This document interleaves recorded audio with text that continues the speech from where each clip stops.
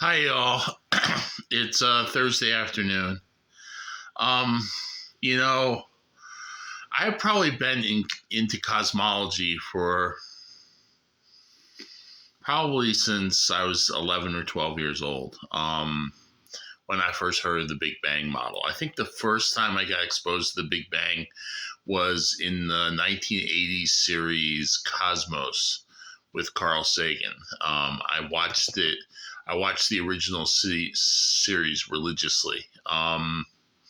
Interesting that I also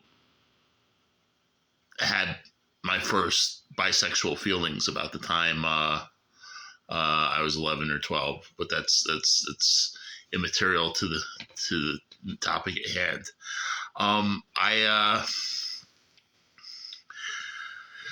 I've been fascinated by cosmology, the stars, and the Big Bang models. I I think I remember in 1981 or 82, uh, there was a big feature in the National Geographic on Big Bang cosmology, and there was a picture. It was talking about inflation, which was rather new. I mean, Alan Guth and what's his name, the Russian guy Andre Linde had developed inflationary theory in the late 70s. In fact, inflation is a joke on the inflation of the 70s, the stagflation of the late 1970s in the United States. Alan Guth named his theory of a rapidly expanding universe, and he wanted to keep current with the times, at least with the 70s, and so he called it inflationary theory. It was just because inflation was in the news at the time. Anyway, it's a long story, but I've been fascinated by Big Bang cosmology, and I get kind of cosmic at times, and it's been a fascination of mine for a long time. And I remember, like in seventh grade, at one point,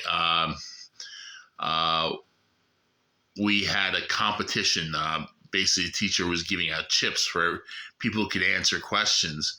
And one day, the topic turned on the early universe and the models of cosmology, in social studies of all places, but apparently.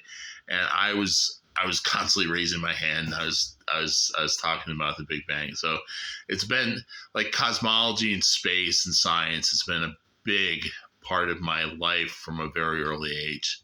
And just speculating. I think like there's some kind of I think there's a speculative nature that uh, trying to put a cosmic order together, tapestry that unites all things, and